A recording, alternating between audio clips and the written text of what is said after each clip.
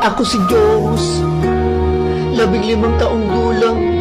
Panganay ako na anak ng aking mga magulang. Ako'y isang kuya sa aming magkakapatid.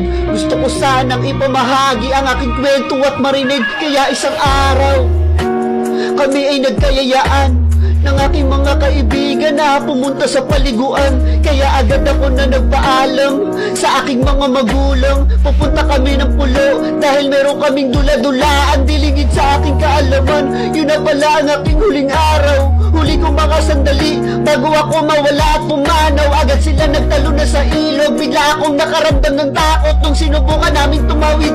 Doon na nagsimula aking bangungo. Nilamon ako kaagaran ng tubig. Sinubukan nila akong iligtas, ngunit hindi na rin nila kinaya. Ito na nga ba ang aking wakas? Habang sumisigaw ako ng tulong, halos mawalan na ako ng pag-asa. Patawad po aking ina, hindi ko na po talaga kinaya. Tuluyan ka nang nawala, aking anak, nasaan ka na ba? Kaarawan ngayon ng iyong ama. Aming anak, magpakita ka na. Tanggap ka namin at kung ano man ang maging kalagayan mo ngayon. Basta sa amin umuwi ka lang, kahit sa huling pagkakataon.